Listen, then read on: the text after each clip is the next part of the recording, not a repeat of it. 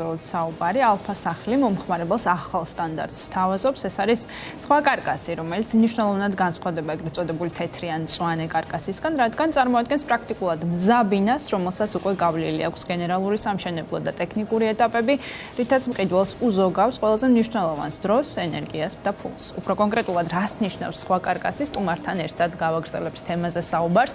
ირა მელიმონაძე, დეველოპერული კომპანია Lemons Group-ის დამფუძნებელი გვერდება. მოგესალმებით, დიდი მადლობა რომ ხართ ჩვენთან სტუმრად. ძალიან საინტერესო კონცეფცია გაქვთ მომხმარებლისთვის, რას გულისხმობს სხვა კარკასი და რატომ გადაწყვეტეთ რომ შეიკრიბნათ ეს. პირველ რიგში მივესალმებით ჩვენს მაყურებელს, მადლობა წარდგენისთვის.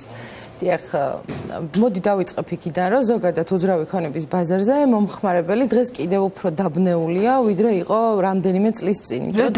ძალიან ბევრი შეთავაზება ხვდება დაინტერესებულ მომხმარებელს და ამაში, ასე ვთქვათ, გაერკვეს და გადაწყვეტილება მიიღოს სწრაფად და თან მისთვის საჭირო კრიტერიუმებით ძალიან რთული ხდება და დღითი დღე უფრო გართულდება. ჩვენ ამ დრომდე ალფა სახლი მომხმარებლებს ბინებს ვაბარებდით თეთრი კარკასის კონდიციით, რაც თითქმის აღარ განსხვავდებოდა უკვე ამ დრომდე სხვა ნებისმიერი კომპანიის თეთრი კარკასისგან და ვფიქრობ, რომ არც ერთ სამშენებლო კომპანიას ხმამაღლა აღარ შეუძლია განაცხადოს რაიმე განსხვავებულობაზე თეთრი კარკასია სტანდარტულად. ერთადერთი მკაფიო განსხვავება დღემდე კიდევ შეიძლება შეიმჩნეოდეს, რომ შედის ზოგიერთ შემთხვევაში აბონირება, გაზიფიცირება, აბონირება როგორც გამრიცხველიანება, ასევე ჩართვის ღირებულება, თუმცა ესეც ამასაც ყველა სამშენებლო კომპანია რა თქმა უნდა ვერ თავაზობს მომხმარებელს, იმიტომ რომ დამატებით საკმაოდ სოლიდური თანხების გადახდა უწევთ ამ სამშენებლო კომპანიას ან მომხმარებლებს, მაგრამ ჩვენ როგორც ყოველთვის ახლაც ვცდილობდით, რომ თუ პროდუქტი უნდა შეგვეცვალა არა უბრალოდ გამარტივებული წესით და დაგვემატებინა რამდენიმე კომპონენტი, რასაც ასევე მოიცავს ეგრეთ წოდებული მწვანე კარკასი, არამედ მაქსიმალურ კომფორტზე წავსულიყავით მომხმარებლისთვის, რაც ავტომატურად სამშენებლო კომპანიის დისკომფორტს ნიშნავს, იმიტომ რომ საკმაოდ დიდი პასუხისგებლობაა რემონტამდე მიიყვანო ბინა, პასუხისგებლობაა მშენებლობის ნაწილიც, მაგრამ რემონტი კიდევ უფრო ბევრ წვრილმან, ასე ვთქვათ, კომუნიკაციაში შესვლას გულისხმობს მომხმარებელთან. ამისთვის შევიკრიბეთ გუნდი 3-4 თვის განმავლობაში, ნაწილი კვლევას ვატარებდით ბაზარზე არსებულ პროდუქტებში, ნაწილი კვლევას ვატარებდით თუ რა შეიძლება როგორი ტიპის უნივერსალური შეთავაზება შეიძლება დადებულიყო, იმიტომ რომ 8000 ბინა სხვა უბნის დიდი დიღომის პროექტზე გვიდევს ჩვენ წინ, სადაც 8000 მობინადრეს, ასე ვთქვათ, განსხვავებული სურვილებით რაღაც ერთ უნივერსალურ შეთავაზებაში უნდა მოგვექცია. ამიტომ თითოეული ბინა განვიხილეთ, როგორ ვიცხოვრებდით ჩვენ, როგორი კომფორტი გვენდომებოდა საძინებელში, აივანზე, მისაღებში, სამზარეულოში თუ სხვა წერტილში, რა შეთავაზება მოგვეწონებოდა თვითონ ჩვენ სხვა ნებისმიერი კომპანიისგან.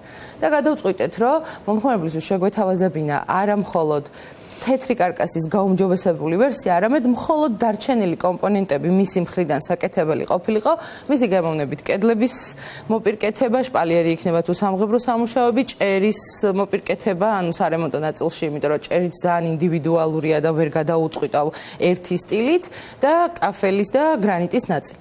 დანარჩენი აბსოლუტურად ყველა საშავი სამუშაო, სანტექნიკიდან დაწყებული, დაქსელებით დამთავრებული, ბუდეები, ჩამწოლები, ანუ აბსოლუტურად ყველა ფერი არის ჩვენი მხრიდან დაგეგმილი და დასრულებული, როცა მობინადრე ჩავაბარებთ ბინას.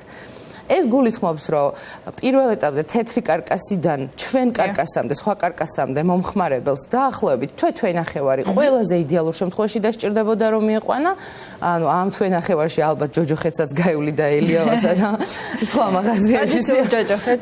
კი, ანუ მე ვამბობ, რომ რემონტი დღეს ჩვენ როცა არ გვაქვს ესეთი შეთავაზება, იშვიათად გვაქვს უფრო სწორად ან ძალიან გაძვირებულ ბიუჯეტთან ხვდებით თუ უნდა დავიქირაო კომპანია, რომელსაც რემონტს დაუკვეთავდი. ნამდვილად ცოტა ჯოჯოხეთური პროცესია ეს რემონტის კეთება. ხო, სუბუქად რო ვთქვა. შესაბამისად, ეს ყველა ნაწილი ექნება მოლეული და მინიმუმ თვენახევარს, ეს რომ ყველაზე იდეალური ვარიანტი ვთქვა და არა იდეალურ ვარიანტში 3 თვემდე დაზოგავს.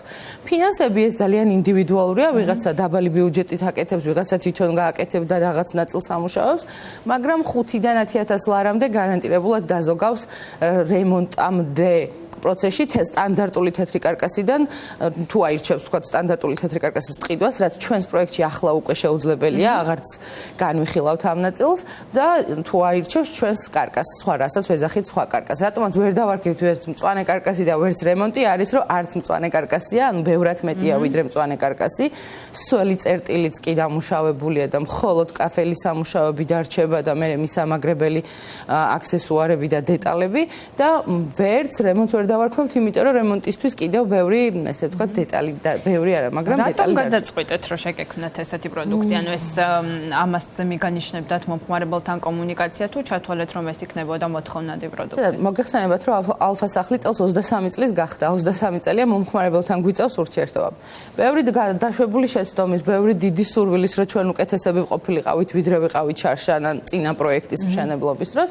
რა თქმა უნდა, ყველა ჩვენი აპდეითი, ასე ვთქვათ, გაუმჯობესება არის იმისთვის, რომ უკეთესი პირობები შევთავაზოთ ბაზარზე არსებულ მოთხოვნებს და ავახვედროთ ერთი ნაბიჯით წინ დგომი, ანუ დღეს მომხმარებელი შეიძლება ამ პროდუქტს არ ითხოვდეს, მაგრამ მწვანე კარკასი ითხოვდეს, მაგრამ ჩვენ უფრო მეტი შევთავაზეთ.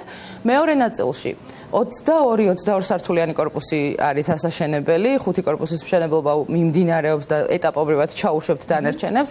8000 მობინადრის მართვის გამოცდილება ერთდროულად არც ერთ ქართულ სამშენებლო კომპანიას დღეს არ აქვს. 8000 მობინადრე რო ინდივიდუალურად კორპუსებში შეუშვათ დაქსელვისთვის, აი თუნდაც ყველაზე მარტივად, ანუ სანამ სიაშკას მოჭიმული ატაკს გავაკეთებთ, ჩვენ აქამდე თეთრი კარკასის კონდიციით როცა ვაბარებდით, მობინადრე უნდა შესულიყო, დაექსელა გაზი, წყალი, სანტექნიკა, მოკლედ ეს სამუშაოები დაემსრულებინა და მერე ჩვენ შევდიოდით ისევ ხელმეორედ და ვაკეთებდით მოჭიმული ატაკს.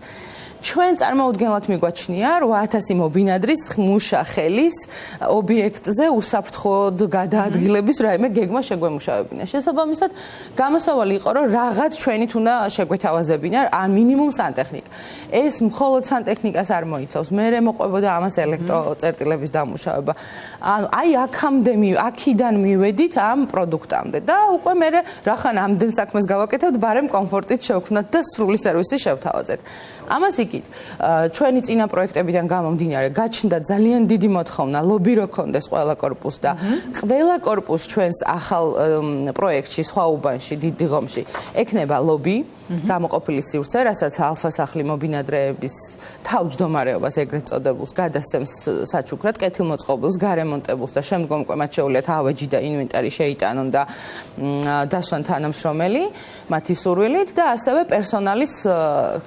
პერსონალისთვის გამოყოფილ სივრცეს, რომელიც ასევე მოიაზრებს სველწერტილების არსებობას. ვინაიდან 22 სართულიანი კორპუსის დალაგება და სუფთავებისთვის აუცილებელი იქნება თითოეულ კორპუსში არსებობდეს ასეთი სივრცე გამოყოფილი, ასევე მებაღეებისთვის გამოყოფილი სივრცე, იმიტომ რომ ამ პროექტს 60000 კვადრატი რეკრეაციული ზონა ქან. ეს სიტყვერად შეიძლება არ ჩანდეს, ესე ვერ წარმოვიდგინოთ უცებ მასშტაბი, მაგრამ 60000 კვადრატი დაახლოებით კიკვიძის ბაღი რო წარმოიდგინოთ, აი ამ მასშტაბის არის. ამ ტიპის გამწვანების და განაშენიანების მოვლა პატრონობას წარმოუდგენელია დამატებითი სივრცის არქონის გარეშე. მიუხედავად იმისა, რომ ჩვენ ვალდებულებაში ეს არ გქონია და შეიძლება ნებისმიერ სხვა კომპანიამ თავისი ინვენტარი და თავისი აღჭურვილობით თვითონ მოემსახუროს, ჩვენ ვთვლით, რომ მომხმარებელი დღეს იმსახურებს უფრო მეტი კომფორტის შექმნას, თუნდაც დამატებით ლობის თვალსაზრისით 35-40 კვადრატის დათმობას, ასე ვთქვათ, მშენებლების მხრიდან და ასევე მინუს სართულებზე ორი ფარეხის ვთქვათ დათმობას იმ სველი წერტილისთვის და სასაწყობე სივრცისთვის, რასაც პერსონალის და დამხმარე თანამშრომლების სივრცე ქვია. ძალიან საინტერესო კონცეფცია თავისთავად, რასაც ყვებით, თუმცა მეორე მხრივ, რა თქმა უნდა, ეს ალბათ აისახება ღირებულებაზეც და სავარაუდოდ განსხვავებული ღირებულება აქვს მწვანე კარკასისგანაც და თეთრი კარკასისგანაც. როგორ აღიქვა მომხმარებელმა ეს პროდუქტი, რადგან თქვენ რეალურად დღეს ეუბნებით, რომ შენ შეგიძლია იყიდო მხოლოდ სხვა კარკასი და სხვა ოფცია, ესე ვთქვათ, აღარ არის. მთავარი გამოწვევაც ეს იყო, იმიტომ რომ ჩვენ ეს პროდუქტი როცა დავიწყეთ, რომ უნდა დავამუშაოთ, უნდა დავამუშაოთ იმ დროისთვის 800 მობინადრე ყავდა უკვე პროექტში და როცა დავასრულეთ, თითქმის 1000-მდე მობინადრესთვის უნდა გვეთქვა ეს სიახლე და მასთვის შეგვეთავაზებინა როგორც დამატებითი პროდუქტი, დამატებითი ღირებულების სანაცვლოდ და ახალი მობინადრებისთვის მანამდე ჩვენს რეკლამებს თვალსაყრდევნებდა და გადაწყვეტილების პროცესში იყო, უცებ დახვდებოდა განსხვავებული პირობა.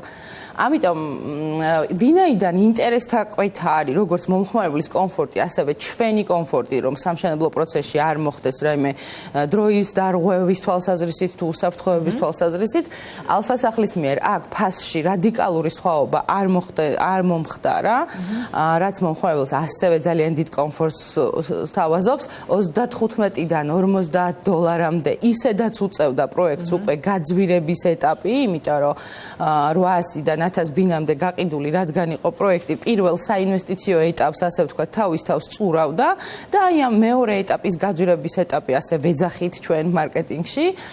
უკვე საინვესტიციოდ მეორე ბიჯია, ასე ვთქვათ, ვინც პირველ ეტაპზე არ გენდობა, იმიტომ რომ ჯერ სამუშაოები არ არის მაქსიმუმ დაწყებული.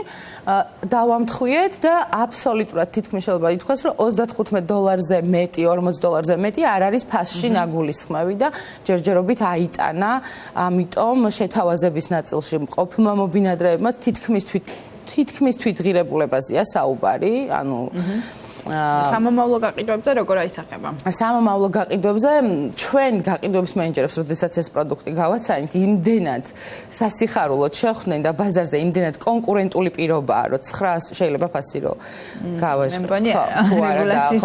ის ფასია, მოკლედ დღეს ბაზარზე სხვა უბანში დადებული, რომ ზოგს შესაძლოა თეთრი კარკასის მდგომარეობითაც არ კონდეს აღნიშნული პირობა შეთავაზებაში. ამიტომ ჩვენ კონკურენტულები ვრჩებით, ჩვენი გაყიდვების მენეჯერები იმედიანი და ჩვენ გაყიდვების სტატისტიკა დამაჩვენებელი უცვლელი მიუხედავად ამ პროდუქტის ჩაშვების და მომხმარებელმა კარგად მიიღო და როგორც ჩანს სასურველია. ძალიან კარგი პროდუქტია ნამდვილად, ანუ დღეს ამ პირობებში, როცა მთელი დღე თბილისში საცობია, იმ ელემენტარული სამუშაოებისთვის გადაადგილდა ერთი უბნიდან მეორე უბანში, მხოლოდ იმიტომ, რომ ელექტრიკმა დაგაბარა 20 მეტრა კაბელი და ამერწმუნეთ, რომ ეს გაცილებით ბევრი ღირს, ვიდრე თვითონ 20 მეტრა კაბელი. ანუ აი ეს დრო, როდესაც თან მუშაობთ, აი თუ ერთხელ მაინც გაგიკეთებიათ პატარა ოთახის რემონტი მაინც სამწუხაროდ თუ სამედიერად გამიკეთებია და მე მგონი კიდევ აპირებ ცოტა ხანში. კი, ანუ საკმაოდ დიდი კომფორტია და თან არანაირი ფასსხვაობა, რომ დაჯდეს მომხმარებელი და რაც ყველაზე მნიშვნელოვანია გამჭირვალეობა, ინვოისი ჩვენს მომხმარებელს მისდის ყველა დეტალური სამუშაო ჩაშლილი კვადრატულობაში, მასალები და ღირებულება, რომ რეალურად ძალიან გასაგებად რომ ვთქვათ, სხვა კარკასი ეს არის ბინის კონდიცია, სადაც მხოლოდ დეკორატიული რემონტი რჩება. რაც ინდივიდუალური გადაწყვეტილია. რაც ძალიან ინდივიდუალური, თუმცა თუ შეიძლება რომ დავაანონსო, მაქსიმუმ 3-5 თვეში რემონტის შეთავაზებაზეც დავიწყებთ მუშაობას, იმიტომ რომ აი ცალკე შეთავაზება იქნება. ცალკე შეთავაზება იქნება, ანუ ასეთი, რომ ჩვენ მივიყვანთ ჩვენივე გალამაზებულ ბინებს თვითონ რემონტის კონდიციამდე, უბრალოდ ეს დამუშავების პროცესია და ჯერჯერობით დეტალებზე არ შემიძლია საუბარი. ზოგადად რამდენად ინტერესდებიან ხოლმე მომხმარებელი, რომ კომპანიისგან მიიღონ სრულ? ემიგრანტებისთვის უფრო საინტერესო პირობაა, ვფიქრობ და უცხო ქვეყნის მოქალაქეებისთვის თუ ისინი ინვესტიციის თვალსაზრისით ყიდულობენ უძრავ ქონებას ჩვენ ქვეყანაში. ანუ ესეთი პროდუქტი ძალიან ცოტაა, შეთავაზება ფაქტიურად ძალიან კონკურენტუნარიანი იქნება და ამიტომ ვფიქრობ, რომ ალფასახლი უკვე მივიდა ამ კონდიციაზე, რომ ასეთი ტიპის პასუხისმგებლობები აიღოს თავის გამოცდილებიდან გამომდინარე. თქვენ ამ სერვისს თავაზობთ სხვა უბანი დიდი ღომში? მხოლოდ სხვა ამ ეტაპზე რემონტით შეთავაზებას როცა ჩაუშვებთ, ეს იქნება მხოლოდ სხვა უბანი დიდი ღომში. მიმდინარე პროექტები უკვე ისეთ კონდიციაშია, რომ მშენებლობა ფაქტიურად დასასრულს უახლოვდება და უკვე შეთავაზება აზრს კარგავს, იმიტომ რომ მომხმარებლების ნაწილს გამწვანებული კარკასი აქვს და ამიტომ სამომავლოდ როგორ ფიქრობთ, ეს დამკვიდრებული პრაქტიკა გახდება თქვენთვის თუ საერთოდაც ელოდებით რომ ბაზარზე სხვა კონკურენტებიც მოგბაძავენ?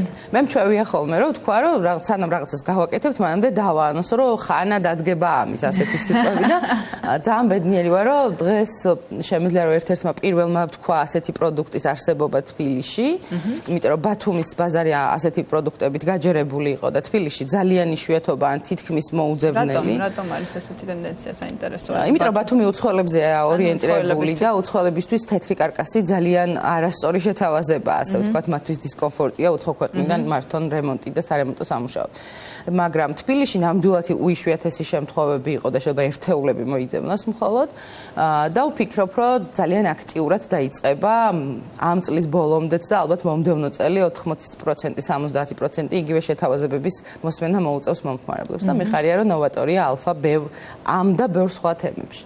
და ფიქრობთ, რომ ეს გაყიდვებზე თქვათ არ აისახება ნეგატიურად და პირიქით. პირიქით არ აისახება ნეგატიურად. სამშენებლო კომპანიებში დასაქმდებიან ალბათ ის მუშახელი მერე, ვისაც ჩვენ ინდივიდუალურად უკვეთავთ ხოლმე მომხმარებლები, უფრო ორგანიზებული გახდება პროცესი, უფრო გარანტირებული სამუშაოები, მით უმეტეს რომელიც თეთრი კარკასიდან რემონტამდე ფარულ სამუშაოებს მოიცავს. არანაირი დაზღვეული არ არის მომხმარებელი წავიდეს random, ასე ვთქვათ, შემთხვევითად შერჩეული ხელოსანი აიყვანოს ელექტროობაზე, ან ელექტრომასალები იყიდოს ვიღაცასთან შეთანხმებით, ამიტომ სამშენებლო კომპანიების მხრიდან ესეთი რისკების აღება და ამ რისკების დაზღვევა საკმაოდ დიდი განაცხადია, ხმამაღალი განაცხადია და სარისკოც და დიდი პასუხისმგებლობა მოუწევს, რომ მოკლედ ჩადოს ამ ნაწილში და ამიტომ გაცილებით ორგანიზებულად იქნება საქმეები, ნაკეთები და გარანტირებულად, ვიდრე ასე ვთქვათ, ინდივიდუალურად რო ვაკეთებდეთ რემონტს. ამიტომ ესეთი პროდუქტები გაჩნდება და აქტიურად იქნება შეთავაზებაში. ძალიან საინტერესოა და დასასრულს ძალიან ცოტა დრო გრჩება და არ მინდა რომ ხელიდან გავშვია შესაძლებლობა და არ შეგაფასებინათ, რა თქმა უნდა, როგორი სიტუაციაა ზოგადად მოთხოვნის თვალსაზრისით ბაზარზე თქვენი დაკვირვებით გასაგებია რომ თქვენს პროექტში კონკრეტული სტატისტიკა გაქვთ, თუმცა ბაზარსაც აკვირდებით დარწმუნებული ვარ. ბოლო ხანებში ჩვენ აქტიურად ვსაუბრობთ იმაზე, რომ მოთხოვნის ნაწილში რიგ მიმართულებებით კლება შეინიშნება. თქვენ როგორ აკვირდებით ბაზარს და მოლოდინები როგორი გაქვთ? ძალიან გულწრფელად გიპასუხებთ, იმიტომ რომ მავნებელი ვიყო ინფორმაციის გავრცელების თვალსაზრისით, ხმამაღლა ვიტყვი. მოთხოვნა არ შემცირებულა, იმიტომ რომ მომართვიანობა ძალიან მაღალია, კვლავ იანვრიდან მოყოლებული მომართვიანობა იზრდება, მინდა ვთქვა. თუ იანვარში შემომავალი ზარი პირობითად ვიტყვი რიცხვებს, რომ შედარებისთვის გითხრათ 150 შემომავალი ზარი იყო იანვარი-თებერვალში, აპრილიდან მოყოლებული 250, 350, აი ორჯერ არის გაზრდილი მომართვიანობა. როგორც სოციალურ მედიაში, ასევე შემომავალ ზარებში, ასევე შეხვედრებში, გადაწყვეტილების მიღების პროცესი არის გადაწელილი, ასე ვთქვათ, თუ ადრე წინა წლებში 2 კვირა, 10 დღე, მაქსიმუმ 3 კვირა იყო გადაწყვეტილების მიღების პროცესი, ასე ვთქვათ, ვადაში გაწელილი, ეხლა შეიძლება თვე-თვენახევარი, 2 თვეც იყოს ტენდენცია. იქიდან გამომდინარე, რომ ფასები ძალიან არასტაბილურია, ძალიან ბევრი ინფორმაცია ვრცელდებოდა წინა თვეებში, რომ დაიკლებს, ეკონომიკური კრიზისი იქნება, სხვადასხვა წყაროდან, რაც აბსოლუტურად ცრუ ინფორმაციაა და ხანდახან ვფიქრობ, რომ ხელოვნურად შექმნილი ვაკუუმისთვისაც კეთდება, მომხმარებლები შეყვავს შეცდომაში და იმ დროისთვის არ იღებენ სწორ გადაწყვეტილებებს, ფასი ვერ დაიკლებს, სტაბილურად ოღონდ არა ისე, როგორც წინა წლებში აღმასვლა ექნება, ოღონდ სტაბილურად და ნელი ნაბიჯებით. ზრდას განაგრძობს ალბათ 2025 წლის ბოლომდე. ან თქვენ ფიქრობთ, რომ გაყიდვების ზრდა წელსაც ფასის ზრდა იქნება, გაყიდვების შესაძლებელია ასეთი რადიკალური ზრდა არ დააფიქსიროს სეზონის გარდა სხვა თვეებში. აქტიური სეზონი დაიწყო და აგვისტოს დასაწყისამდე შენარჩუნდება, მაგრამ ფასი ნამდვილად გაიზრდება ოღონდ ნელი ნაბიჯებით და გაყიდვებს რაც შეეხება, არ შემცირდება, უბრალოდ გადაწყვეტილების პროცესში გადავადებულია ეს რაოდენობა, მე ესე ვივარაუდებდი. თუმცა ჩვენ შემთხვევაში უბანიც გვიწყობს ალბათ ხელს, ყველაზე გაყიდვადი უბანია, დიდი დიღომი და ეს ყველა სტატისტიკის დასტურდება და სხვა უბნებს ალბათ გაცილებით მეტად ეტყობა ეს რყევები. ძალიან დიდი მადლობა, საინტერესო იყო თქვენი მოსმენა, როგორც სხვა კარკასის ისე დანარჩენ საკითხებზე. ირემ ლიმონაძე, დეველოპერული კომპანია Lemons Group-ის დამფუძნებელი გახლდათ ჩვენთან სტუმრად. საუბრობდით Lemons Group-ის ახალ პროექტზე, ალფა სახლში, ეს გახლავთ სხვა კარკასი, რომელიც განსხვავებულია ბაზარზე არსებული